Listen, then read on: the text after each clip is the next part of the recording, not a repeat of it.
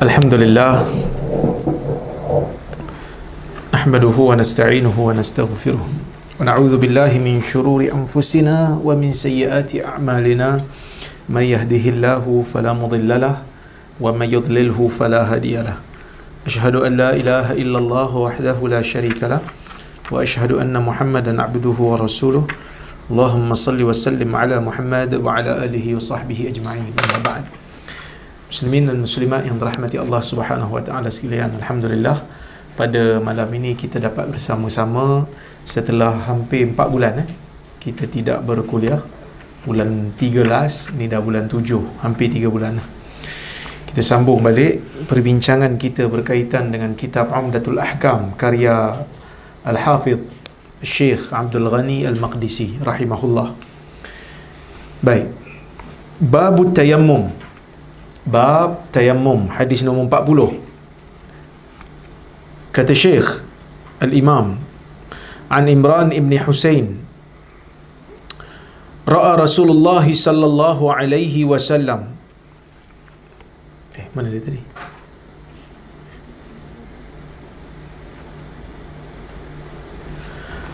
Anna Rasulullah sallallahu alaihi wasallam ra'a rajulan mu'tazilan lam yusalli fil qawm faqala ya fulan ma mana'aka an tusalliya fil qawm faqala ya Rasulullah asabatni janabah wala ma faqala alayka bis sa'id fa innahu yakfik. Rawahul Bukhari. Daripada Imran ibn Husain.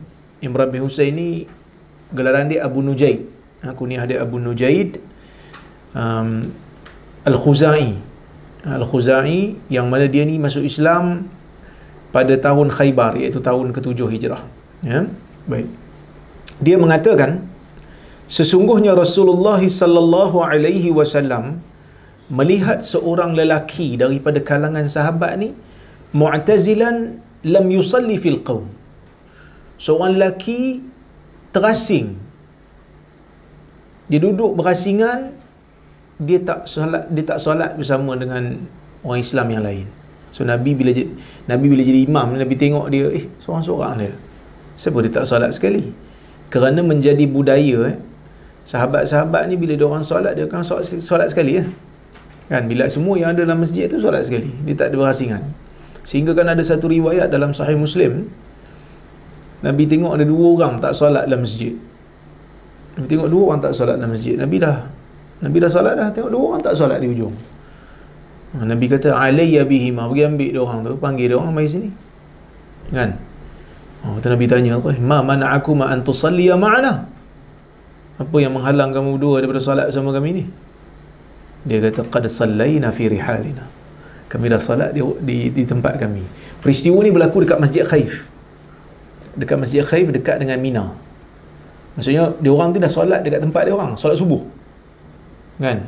Dah solat kat tempat dia orang, dah solat kat kemah dia orang. So dia orang tak solat dengan Nabi, sebab dia orang kata dah solat dah. Nabi kata idza ataituma masjida jama'atin fasalliya ma'hum fa inna salatakuma lahu fa inna innaha lakuma nafilah. Nabi kata dalam hadis qamaqat, Nabi kata bila kamu datang masjid yang ada padanya jemaah, ada jemaah lain duk buat, fasalliya ma'hum, salatlah sama dengan dia orang. Walaupun kamu dah salat sebelum ni, tapi ada jemaah baru, salat sama dia orang. Kerana dia akan jadi sunat. Solat yang kamu ulang kali kedua tu jadi sunat. Jadi tapi bukanlah satu kewajipan, cuma itu anjuran Nabi. Sebab Nabi tengok kenapa tak solat, tak ada buat apa, baik solat. Macam kita kan, kadang-kadang dah solat dah, pergi masjid tengok orang solat lagi kan, sunat untuk kita ulang, dan dia akan jadi sunat. Kita akan sampai bab tu nanti insya-Allah. Kita akan sampai bab tu nanti, yang mana hukum mengulang solat fardu yang kita dah solat. Tetapi nak ulang solat fardu ni dia mesti ada sebab lah, iaitu jemaah lain. Tapi kalau semata-mata nak ulang, tak adalah. Semata-mata nak ulang pendapat yang sahih, walaupun ada sebahagian ulama benar kan, kalau kita rasa macam solat tadi tak lengkap lah, tak khusyuk lah, kita ulang kan. Ada sebahagian ulama benar kan. Tetapi pendapat yang sahih tidak perlu untuk diulang kalau solat yang kita buat tadi tu dah sahih dah. Kecuali untuk mendapatkan jemaah baru. Maksudnya kalau ada jemaah lain yang baru, kita dibenarkan untuk ulang. Bahkan digalakkan untuk ulang berdasarkan hadis Nabi SAW yang tadi tu. Bahkan ada satu hadis yang lain, seorang sahabat tu dah semayang dengan Nabi dah. Dah semayang dengan Nabi, tiba-tiba ada seorang sahabat lain datang. Kan? Ada lagi orang yang belum solat lagi. Nabi kata, "May yatasaddaq ala hadha." Siapa nak pergi sedekah kat dia ni? Nak pergi semayang jemaah dengan dia. Maksudnya dia dah semayang dengan Nabi, dah berjemaah juga. Lepas tu dia bersedekah pula dengan orang tu. Maksudnya dia solat berjemaah lagi dengan orang tu. Dibenarkan. Dibenarkan dalam Islam. Cuma kita jangan dengar lah kan. Jangan dengar lah. Okey. Tapi yalah, kadang-kadang benda yang kita jangan dengar tak semesti tak betul kan. Benda yang kita selalu dengar tu pun tak semestinya betul kan. Ya, boleh. Berdasarkan hadis Muaz dalam Sahih Bukhari, dia dah solat dengan Nabi Isyak. Lepas tu dia balik pada kaum dia, dia solat lagi. Dia solat lagi bersama dengan kaum dia. Jadi imam pula dia pada kaum dia. Jadi dibenarkan untuk mendapat pahala jemaah yang baru.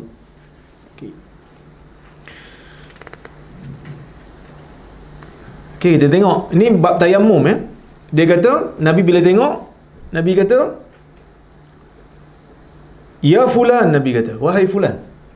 Wahai fulan, ma mana'aka an tusalliya fil qaum?" Apa yang menghalang kamu daripada salat bersama dengan kaum? Dia kata, "Ya Rasulullah, asabatni janabah wala ma." Dia kata, "Ya Rasulullah, aku ni ditimpa junub." Janabah ni junub lah. Sebenarnya junub tu orang tu. Janabah tu kata nama. Kejunuban. Kita junub belaka kan. Sebab kita ambil perkataan Arab tu lah. Macam musafir kan. Musafir tu orang yang bermusafir. Kalau permusafiran tu kita panggil safar. Tapi kita bezakan lah. Musafir tu orang musafir. Saya musafirnya kan. Permusafiran tu perjalanan lah. Okey. Junub. Dia terkena junub. Maksudnya dia berjunub. Wala ma' dan tidak ada air. Macam mana saya nak solat? Air tak ada. Orang junub kena ada air untuk mandi. Nabi kata, "Faqala 'alaika bis-sa'id fa innahu yakfik." Cukup bagi engkau untuk menggunakan tanah, Nabi kata. Itu sudah memadai untuk engkau. Okey, itu sudah memadai untuk engkau. Okey. Baik, kita kita tengok hadis ni dulu. Kita tengok hadis-hadis yang ada dalam bab ni, lepas tu nanti kita hurai ya. Baik. Hadis nombor 41.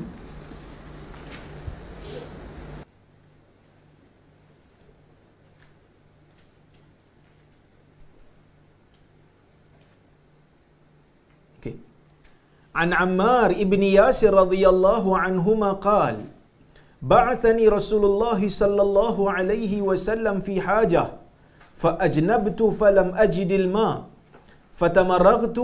فتمرغت في الصعيد كما تمرغ الدابة ثم أتيت النبي صلى الله عليه وسلم فذكرت ذلك له فقال إنما كان يكفيك أن تقول بيديك هكذا ثم ضرب بيديه الأرض ضربة واحدة ثم مسح الشمال على اليمين وظاهر كفيه ووجهه رواه البخاري. Yang bermaksud daripada Ammar ibni Yasir radhiyallahu anhuma, katanya Nabi SAW mengutuskan aku dalam satu hajat, dalam satu keperluan. Kemudian aku berjunub dan aku tidak mendapati air. Dalam musafir itu ialah padang pasir kan, kadang-kadang tak jumpa air. Dia berjunub, tak jumpa air. Kemudian, dia kata, aku cari air, tak jumpa. Fatamarraghtu fi sa'id. Oleh kerana junub, dia pun berguling dalam tanah. Dia berguling dalam tanah. Mungkin pada waktu ni, berkemungkinan, ya, dia rasa oleh kerana wuduk gantinya tayamum. Wuduk basuh tangan, basuh muka, basuh tangan kan, sapu kepala, basuh kaki, dia kata ganti dia tayamum. Jadi kalau mandi wajib, ganti dia apa? Sebab mandi wajib kena rata seluruh badan. So dia pun berguling. Dia kata kama tamarragud dabah. Seperti mana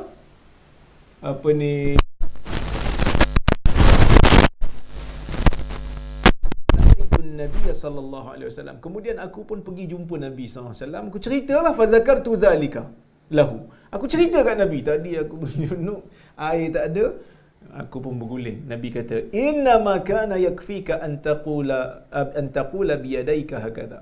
Nabi kata cukup hanya sekadar buat macam ni sajalah. Nabi kata thumma daraba bi yadayhi al-ard, Nabi tepuk sekali, kemudian Nabi thumma masaha shimal 'ala al-yamin. Ya. Macam itulah Nabi buat begitu. Kemudian wa dhahira kaffaihi, di apa, zahir kaffai, apa ni dia punya apa, belakang. Okey. Kemudian wa wajha, kemudian sapu muka. Hadis riwayat al-Imam al-Bukhari. Baik. Kemudian hadis berikutnya. Ada 3 je hadis dalam bab ni. Kat mana tadi? Sekejap. Tak ada pula hadis tu kat sini. Okey, ni dia. An Jabir bin Abdullah radhiyallahu anhuma anna an-nabiy sallallahu alaihi wasallam u'titu khamsan lam yu'tahunna ahadun minal anbiya'i qabli nusirtu bir-ru'bi masirata shahrin wa ju'ilat liyal ardu masjidan wa tahura fa ayyuma rajulin min ummati adrakathu as-salah falyusalli wa uhillat lil ghanaim wa lam tahilla li ahadin qabli wa u'titu syafa'ah wa kana an-nabiy sallallahu alaihi wasallam yub'atsu ila qaumih wa bu'istu ila an-nasi 'ammah, rawahu al-Bukhari wa Muslim. Ya, yang bermaksud daripada Jabir bin Abdullah radhiyallahu anhuma, katanya sesungguhnya Nabi SAW bersabda, aku diberikan dengan 5 perkara. Sebenarnya bukanlah Nabi ni diberikan dengan 5 perkara, maksudnya benda lain Allah Ta'ala tak bagi kat Nabi.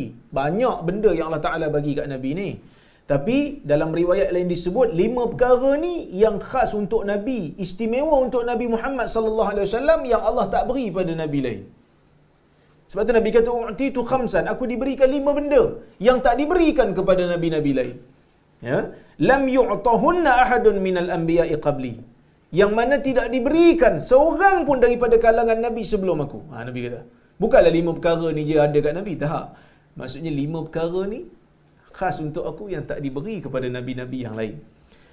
Antaranya, nusirtu birru'bi masirata syahrin. Aku diberikan dengan perasaan musuh takut dengan aku. Walaupun perjalanan aku nak pergi kat dia tu sebulan lamanya. Faham? Musuh ni bila dengan Nabi dia takut. Allah Ta'ala bagi perasaan takut kepada musuh. Takut musuh Nabi ni kepada Nabi. Walaupun Nabi tu jaraknya sebulan jauhnya daripada musuh tu. Sebab tu kita tengok dalam sirah kan, ada beberapa perang yang tak jadi perang pun. Mula-mula macam nak perang. Kan? Mula-mula tu macam nak perang. Contohnya macam perang perang ni bukan Mu'tah, perang Zatir Riqa'. Nabi bersama dengan para sahabat keluar ke arah Najat, ke arah bumi Ghatafan pada masa tu, kan? Memang asalnya memang macam nak perang. Tapi dia orang takut, asalnya dia orang lari. Lepas tu dia orang lari. Perang Tabuk umpamanya. Tabuk jauh, kan? Nak lawan dengan Rom, sebab Rom macam tak puas hati, sebab dia orang macam agak sedikit malulah bila dia orang kita panggil apa? Tak menyelesaikan orang Islam di Medan Mu'tah.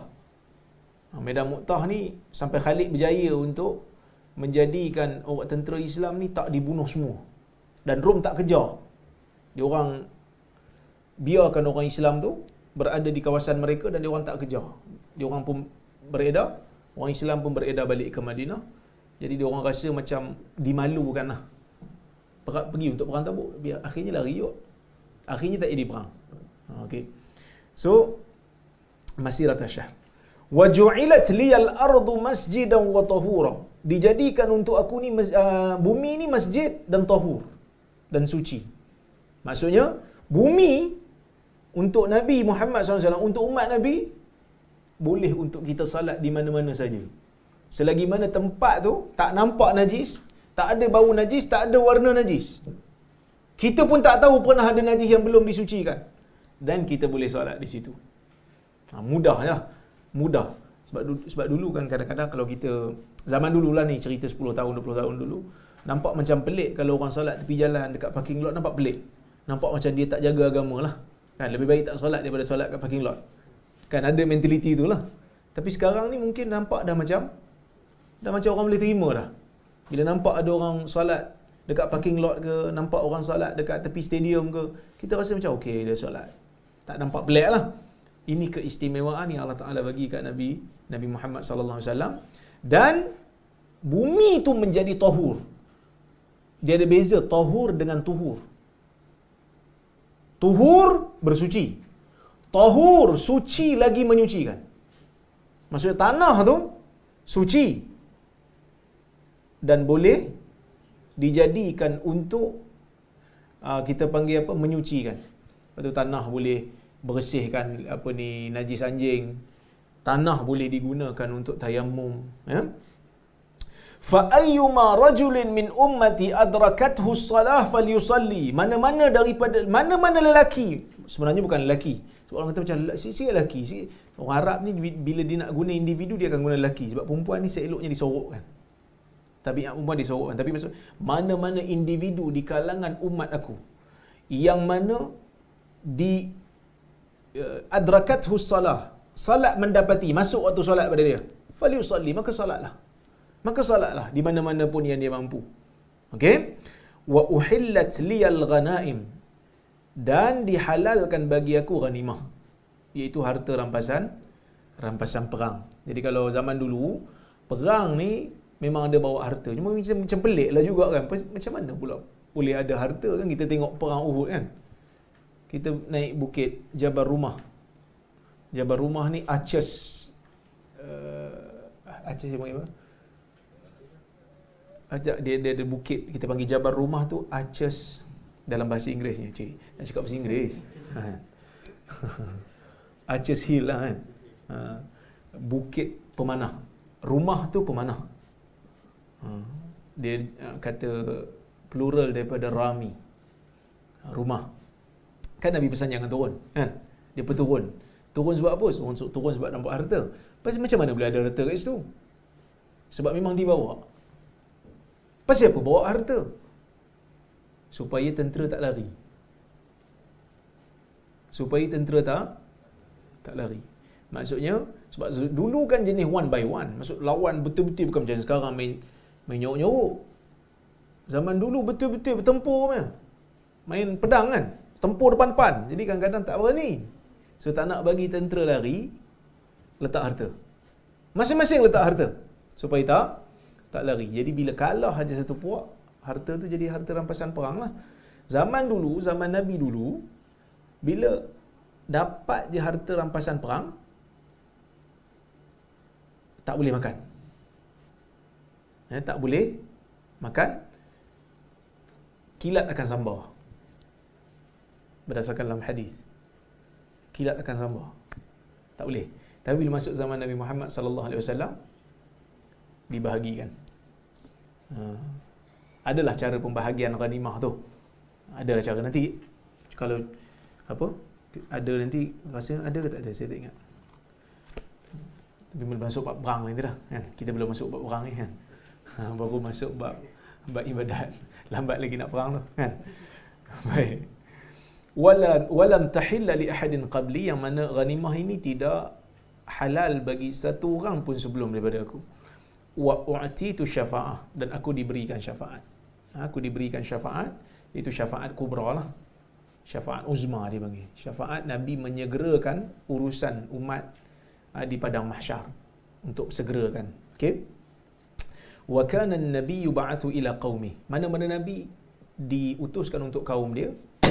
Wa bu'istu ila an-nasi amma. Dan aku diutuskan untuk semua manusia. Tidak ada had untuk Nabi ni, Nabi Muhammad SAW ni diutuskan untuk semua. Tak kiralah dia bangsa apa. Maka sebab itu kita orang Melayu pun, kita masih Muslim. Kerana Nabi Muhammad SAW tu diutuskan untuk kita. Bahkan orang Arab dia suka kalau orang Melayu ni boleh cakap Arab, boleh baca Arab. Dia suka, dia kata macam pelik lah kan. Macam mana orang yang bukan bahasa Arab, bukan bangsa Arab, tidak bertutur dengan bahasa Arab, tapi boleh berbahasa Arab, boleh membaca dalam Arab. Kita buat benda tu kerana apa? Kita buat benda tu kerana kita berusaha untuk memahami bahasa Arab tu adalah kerana kita sayang kat Nabi dan kita nak faham agama. Walaupun Arab ni tak ada kaitan pun dengan kita dari sudut biologinya ataupun dari sudut, bukan biologi, dari sudut keturunannya kan. Dari sudut keturunannya tak ada kaitan pun, kita budaya beza jauh. Tapi ada di kalangan kita yang buat kerja fardu kifayah. Kan? Buat kerja fardu kifayah. Belajar bahasa Arab ni fardu kifayah. Belajar agama ni fardu kifayah. Selain daripada fardu ain lah. Belajar usul fiqh, belajar usul tafsir, belajar usul hadis, itu semua fardu kifayah. Kenapa fardu kifayah? Sebab nak sampaikan kepada umat Melayu. Jadi kalau tak ada ustaz-ustaz Melayu ni yang boleh bahasa Arab, siapa nak sampaikan agama? Orang Arab tak erti nak bahasa Melayu. Nak sampaikan pada kita. Kan? Tapi saya nak bagi tahu lah, bahasa Arab ni memang susah. Kan? Bahasa Arab ni memang susah. Saya ni pun walaupun orang kata daripada tahun 2000, bukan 2000. Daripada tahun 96 belajar bahasa Arab yang fokus sekolah agama. Tapi kadang-kadang bila baca kitab Arab tu pun kena baca 2-3 kali juga. Kerana perkataan Arab ni boleh dibaca dengan pelbagai cara, dengan pelbagai baris, dan kitab Arab tak ada baris. Macam ni ada baris sebab dia hadis. Kan? Kitab Arab tak ada baris. Kitab-kitab Arab yang biasa ni tak ada baris. Kadang-kadang kita pun macam mana nak baca ni kan? Kerana bahasa Arab itu kaya. Bahasa Arab itu kaya. Okey, kita tengok tayammum.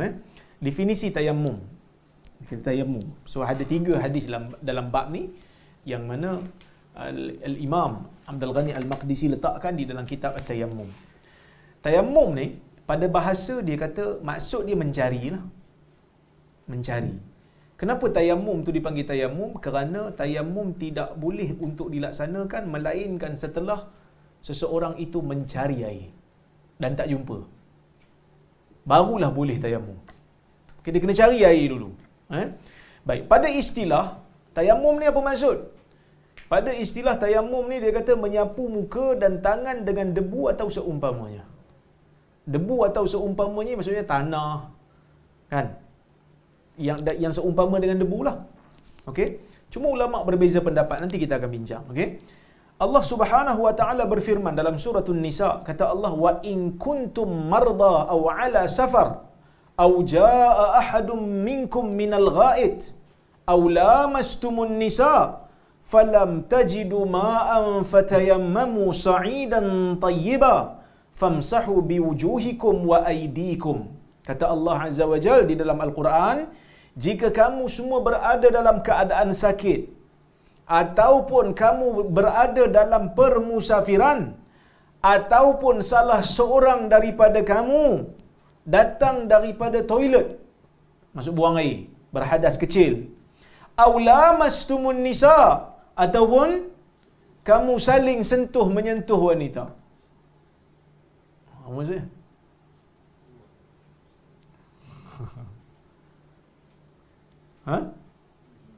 Sebab tu Hanafi kata jima.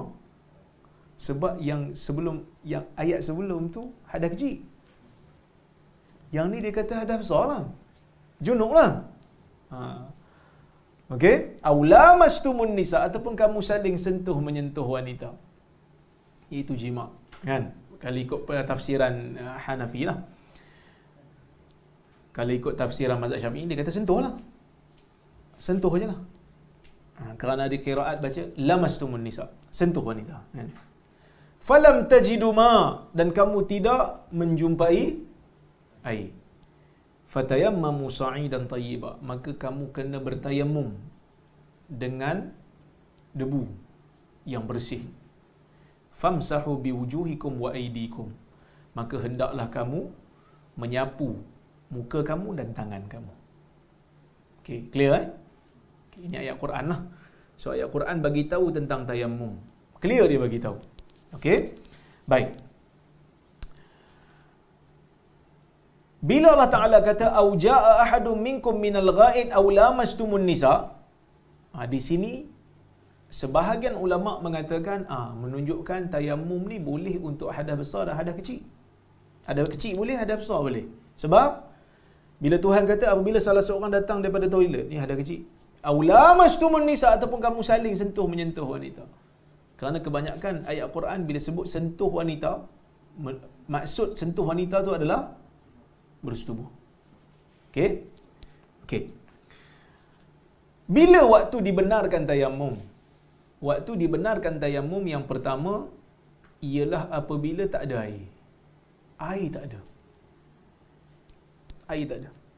Bila kita berada dalam satu kawasan tak ada air. Kawasan sekitar pun tak ada air. Kita dah cari dah, air tak ada. Maka pada waktu tu dibenarkan untuk kita bertayammum. Ataupun air ada, tapi tak boleh kita gunakan dia kerana ada uzur, kerana sakit. Sakit yang macam mana? Kalau guna air, kita menanggung sakit yang tak dapat untuk ditanggung melainkan dengan susah. Ataupun kita gunakan air menyebabkan sakit bertambah teruk.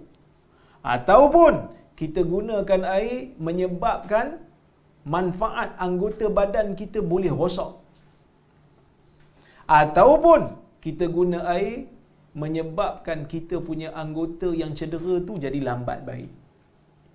Ini keadaan-keadaan yang membenarkan kita untuk menggunakan debu tayammum. Okey. Boleh? Baik. Ataupun air ada, tapi kita tak boleh guna. Sebab air itu kalau kita guna untuk berwudu ataupun mandi, kita akan dahaga. Kita buat air sikit je. Kan? Macam ni. Cukup tak untuk wudu? Cukup. Kan? Tapi kita berjalan kat padang pasir, air lain tak ada. Air lain tak ada. Maka pada waktu tu, kalau kita guna untuk wudu, kita akan dahaga. Tak payah guna. Kita pergi tayammum. Ini simpan untuk minum. Begitulah Allah Subhanahu Wa Taala mengarahkan manusia ni menjaga nyawa. Kan? Menjaga nyawa manusia. Ni tak ada kaitan dengan Dajjal ke apa ke. Ya Allah, teruknya kerana nak minum dia boleh tayammum. Zaman corona dulu kan. Zaman Covid dulu kan masa nak tutup masjid.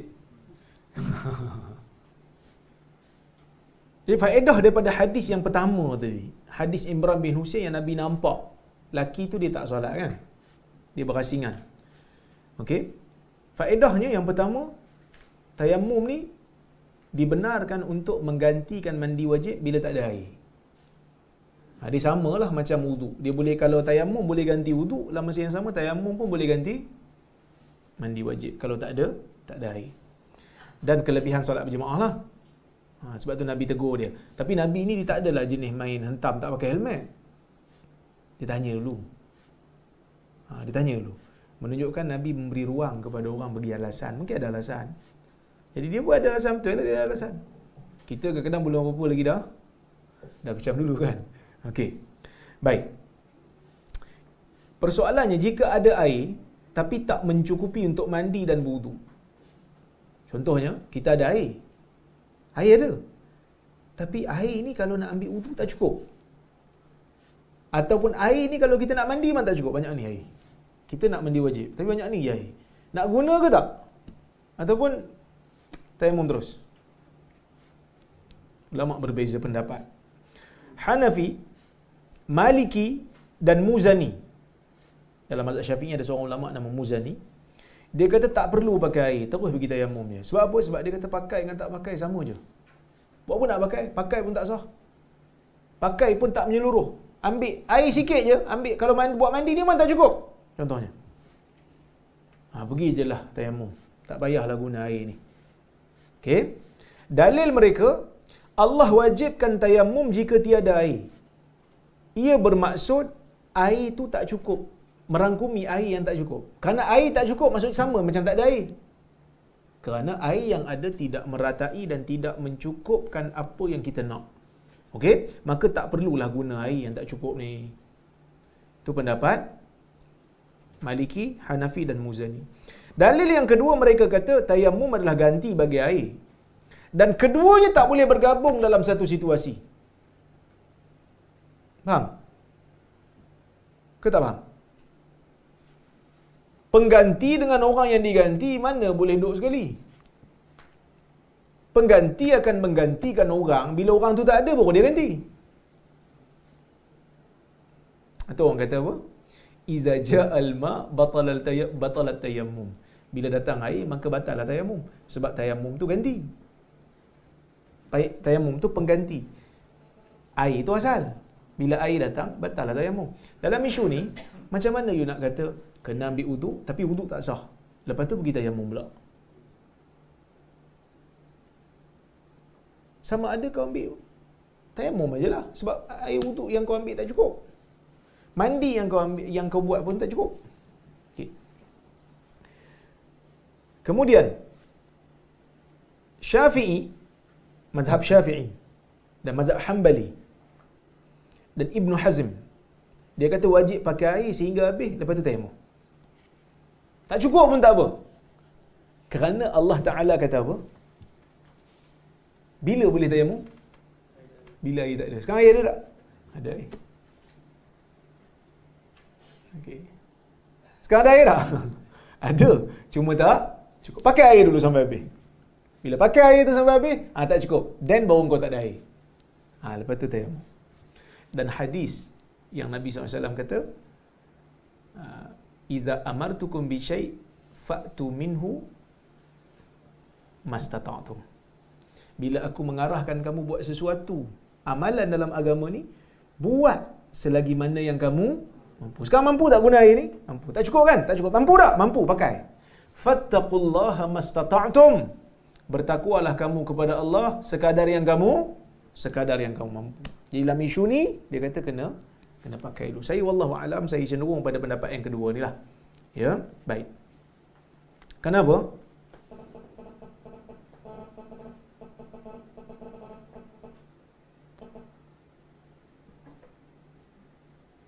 Ya,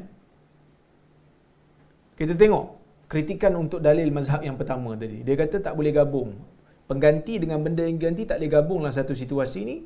Dia kata macam tu lah. Tapi bagi kita tak betul lah. Kerana sapu atas khuf dan sapu di atas,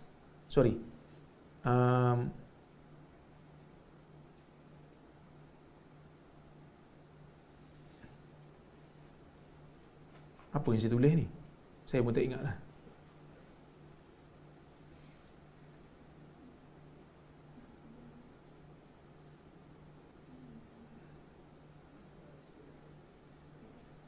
Ini mungkin silap ni. Okey. Tidak boleh gabung pengganti dengan benda yang ganti dalam satu sesuatu, tak betul lah. Sebab dalam isu ni kita bukan menggabungkan dua-dua kerana wuduk tu tak sah juga. Cuma kita nak pastikan memang air telah kita gunakan selagi mana kita mampu. Tu je. Kan? Selagi mana ada air, maka selagi tu kita kena guna lah. Dan bila tak ada, baru kita tayamum. Okey? Baik. Manakala mazhab yang kedua, dia kata tak jumpa air. Dalam Quran tu bukan tak ada air langsung, tapi tidak ada air yang sesuai untuk mengangkat hadas. Bukankah jika ada air mutanajis juga kita terpaksa bertayamum? Itu dia kata. Apa? Allah Ta'ala kata kena tak ada air bertayamum. Dia kata tak. Bukan tak ada air. Ada air. Kalau ada air tapi tak boleh guna pun sama juga. Kena tayamum juga. Tapi ada air. Okey. Dan bertakwa kepada Allah sekadar mampu tidak menjadi hujah dalam isu ni kerana ibadat mempunyai disiplin. Boleh tak puasa separuh hari? Takwalah kepada Allah selagi mana kamu mampu. Separuh hari je lah. Bagi saya lah. Bagi saya dalam isu ni pendapat yang kedua tu tepat lah. Kerana memang betul bertakwa pada Allah sekadar kamu mampu tu dalam isu tu tara tu yang kita mampu. Kan? Contohnya orang yang dia rasa dia mampu berpuasa. Dia kena puasa lah. Tapi bila sampai satu had, dia kata dia tak mampu dah.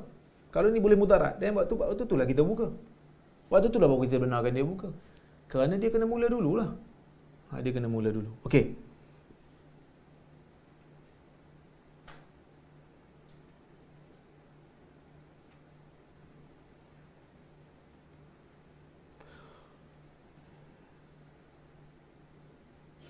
Jika ada air yang cukup untuk salah satu antara cuci najis di badan dengan wuduk, air itu nak pakai untuk mana?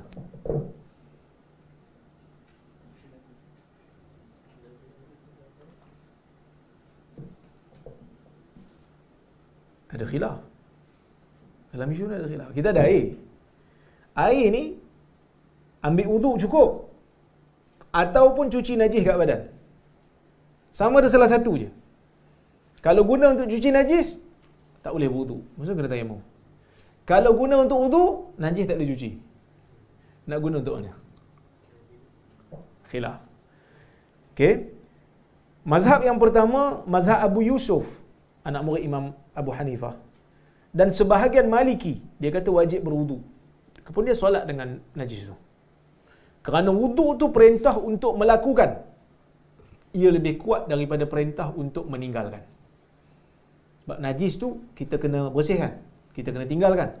Dia kata perintah untuk buat lagi kuat daripada meninggalkan. Okey. Ini tak kuat kot. Isu ni tak kuat. Pendapat majoriti, jumhurul ulama mengatakan wajib cuci najis dulu. Sebab apa?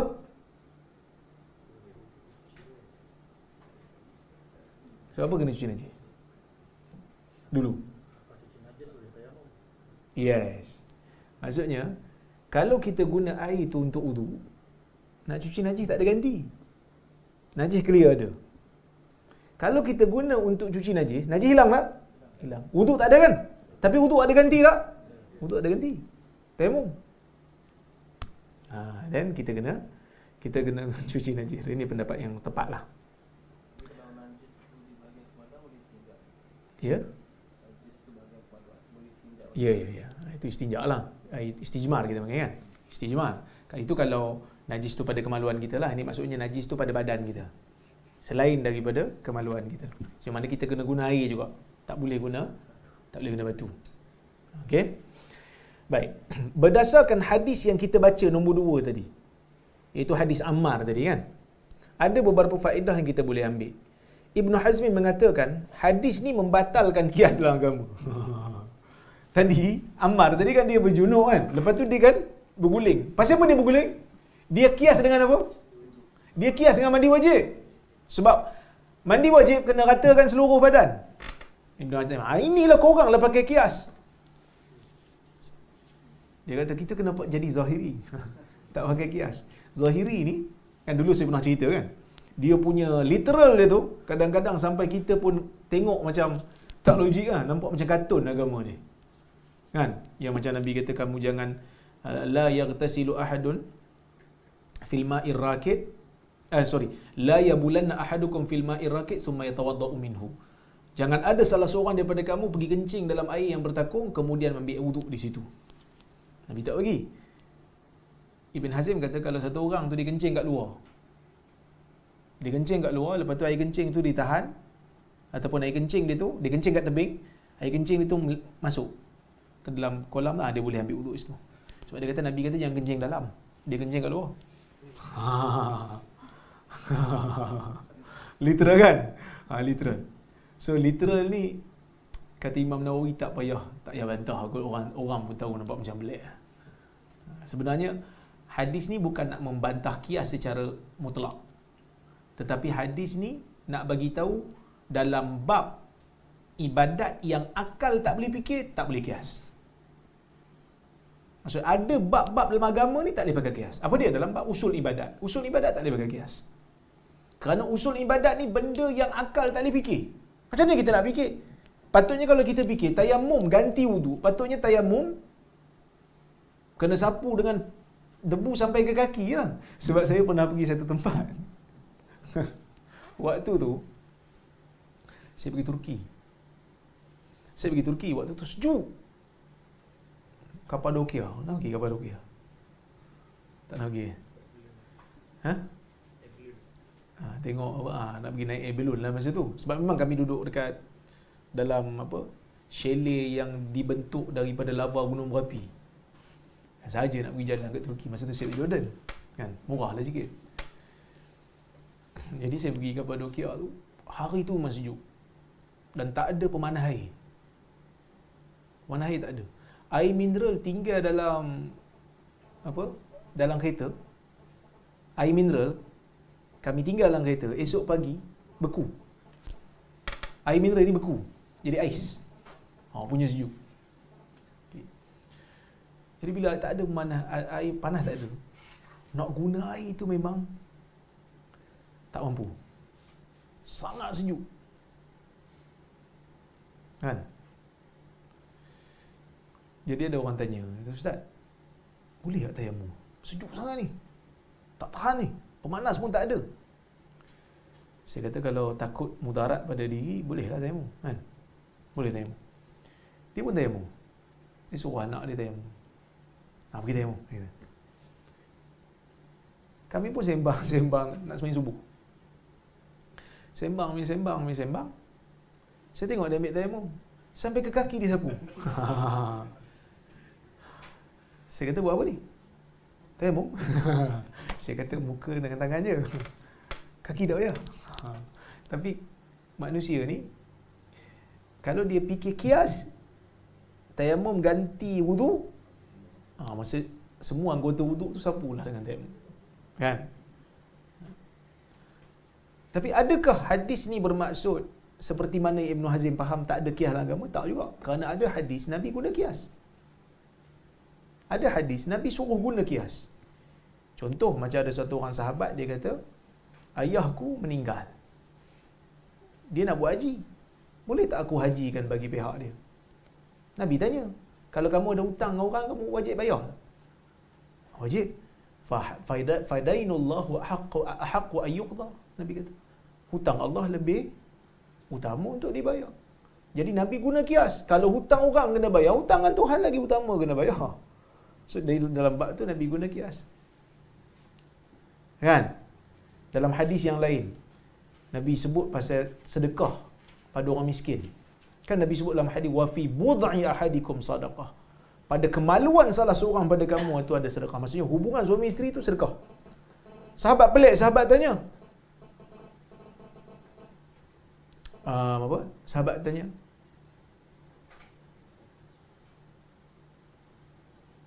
hal ata ahaduna syahwatahu wa yakunu fiha ajr? Dia kata, ya Rasulullah, hal ya'ti ahaduna syahwatahu wa yakunu fiha ajr? Adakah salah seorang daripada kami ni kalau mendatangi syahwatnya tiba-tiba dapat pahala pula? So sahabat dia tak boleh nak cerna macam mana benda yang bersyahwat boleh dapat pahala.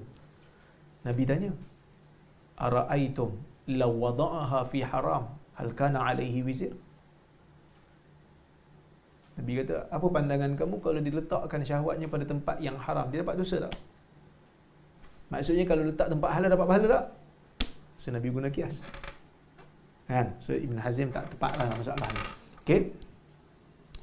Baik.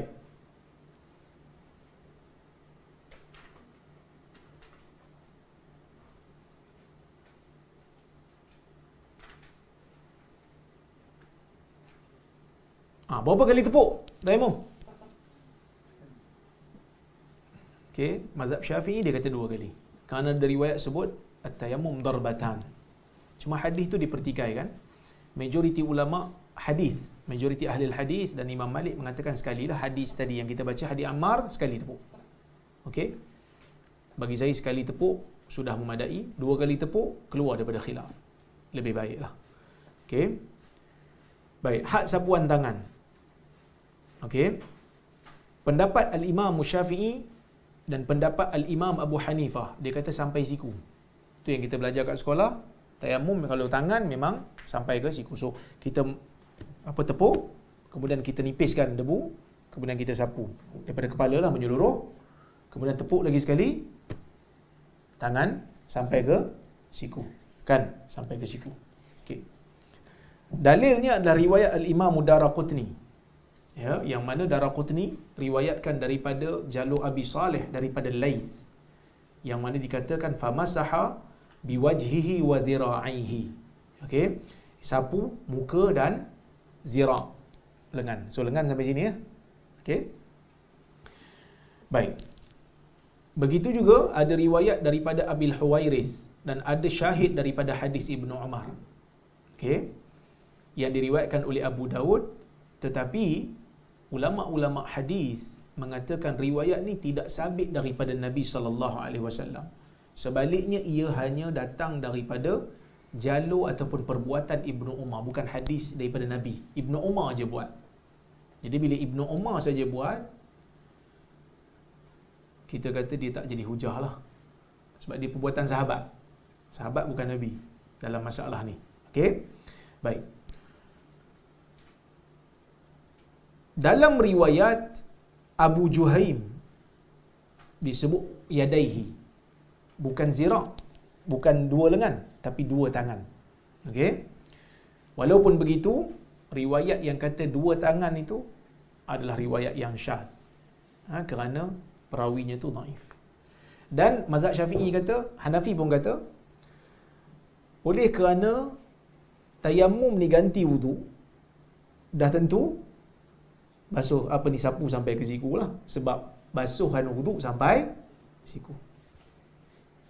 Manakala sebahagian ulama seperti Imam Ahmad, Ishaq bin Rahuya, Ibnu Jarir Tabari, Ibnul Munzir, Ibnu Khuzaimah, mereka mengatakan sampai ke pergelangan tangan sahaja.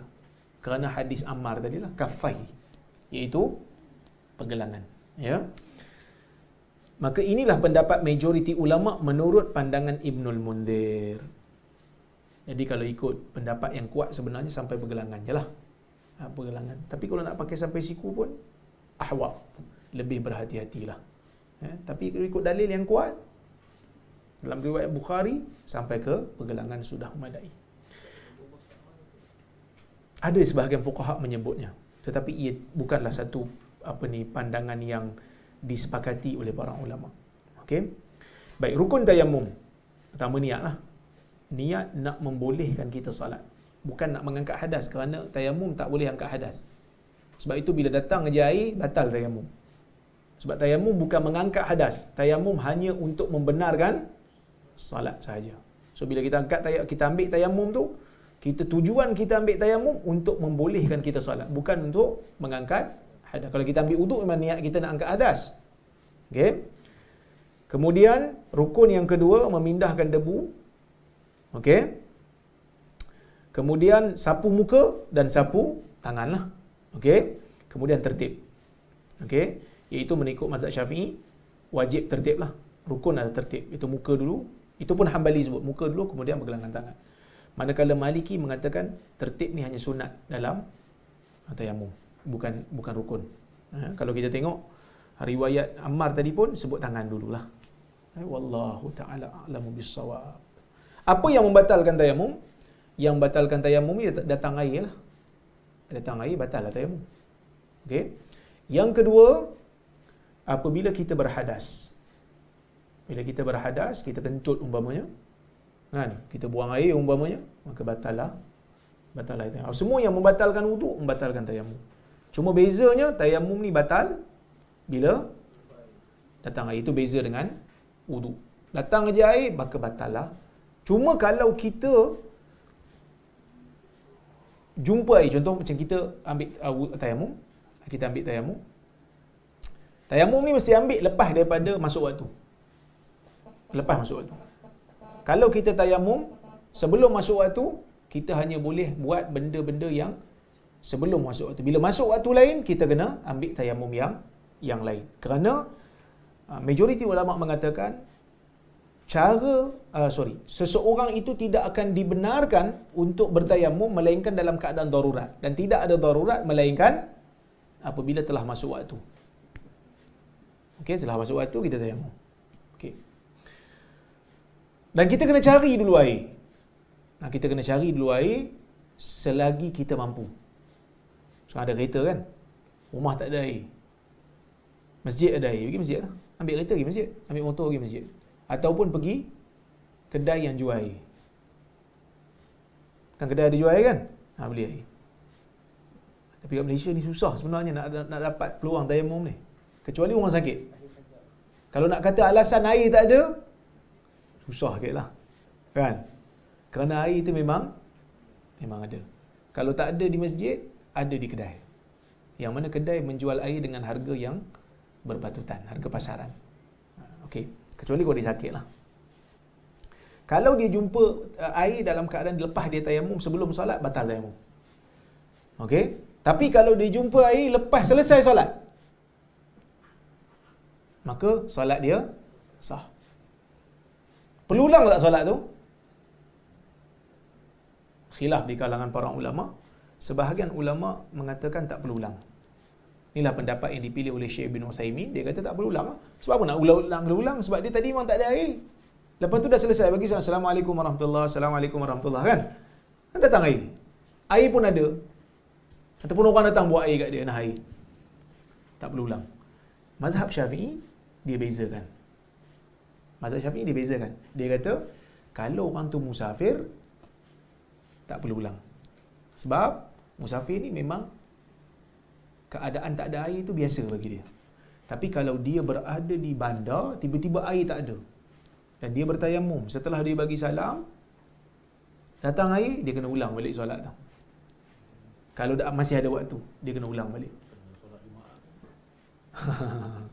Kenapa? Kerana dia kata ketiadaan air di bandar adalah suatu yang asing.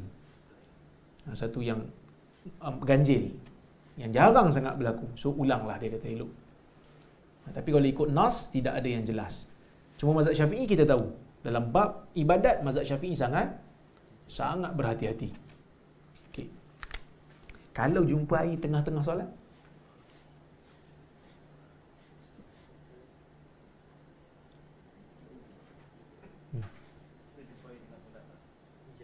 maksudnya tengah-tengah solat tu hujan.